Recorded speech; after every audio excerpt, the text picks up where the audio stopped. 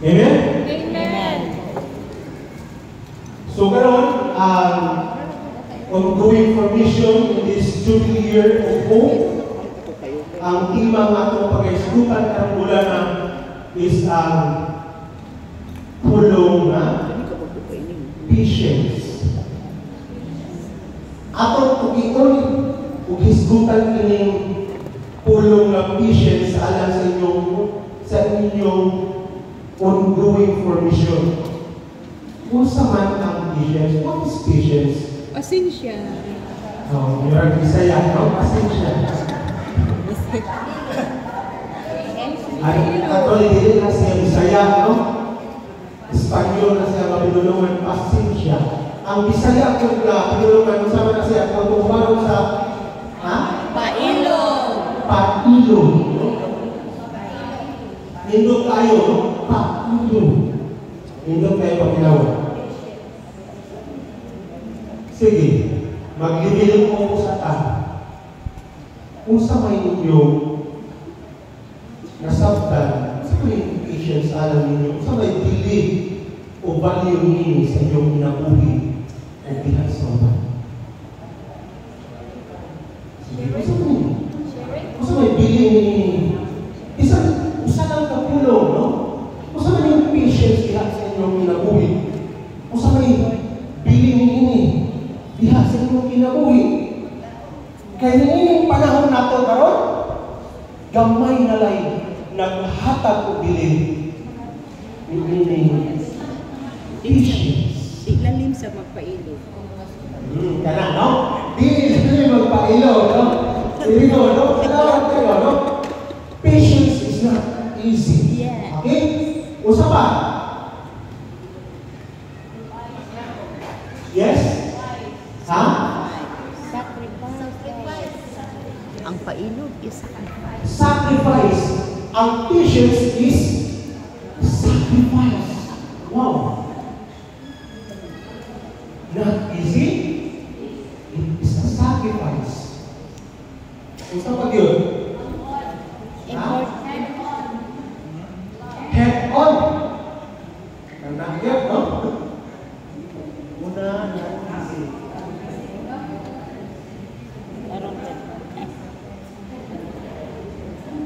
Sacrifice. Head on. Usahan yung head on? Ha? Gunit yun. Ano bang gunit na ta, no? Ang patience, usa ka pa gunit. Usa may gunitan na, no? Bato. No? Gunit sa faith, no? Pagpung. Okay. Apa? Patience is endurance. Paglahutan. Very good. Lahutay. Apa? Ha? Importante. Humility. Patience is humility. No? Long suffering.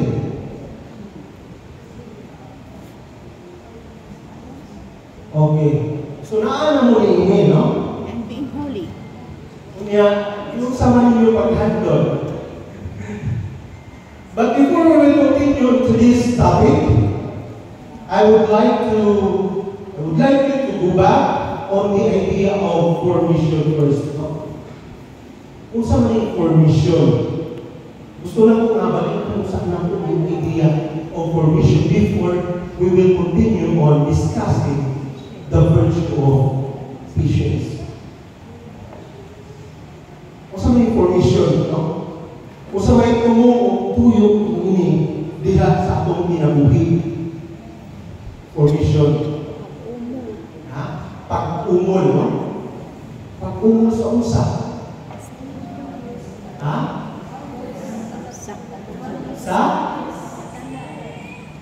Sa mga kahibalo.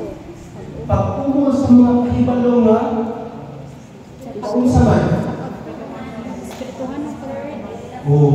Kaya basi maog ka na, umong batas kahibalo, but we cannot translate it in our day-to-day life.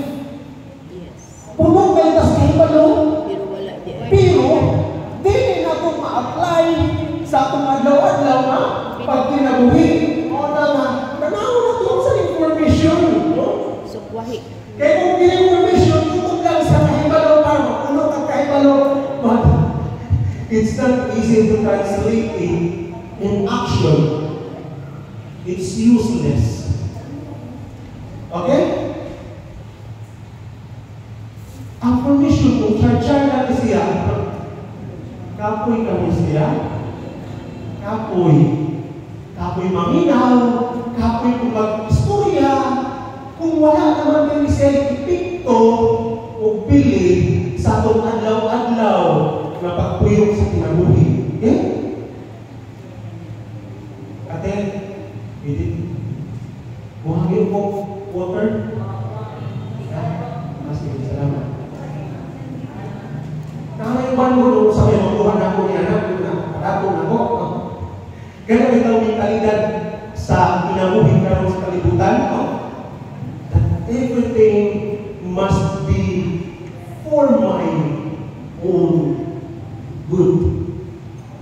For my own sake. Bahala na ng uban. Hindi na makapadato na ako. Saan man na ako? Hindi man na makapalipay na ako. The word formation comes from the root word form. No? Diba? Form. In Latin, forma. Or in Greek word, formation in Greek word comes from the word morphe. Morphe. Nga gikan sa ilahang Greek gods na si Morpheus, the gods of dreams, na may hinungdan sa paghulma, sa pag-beautify, pag-shape, no? Pag-form. No? O na yung nagtitubuhan, no? Formation is first and foremost a sacred vocation. This is a sacred vocation because God works in us.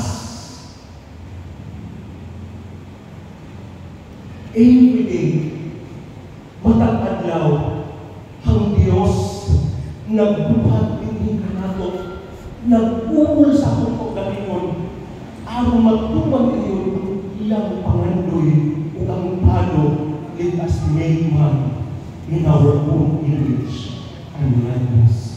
And this is not magic.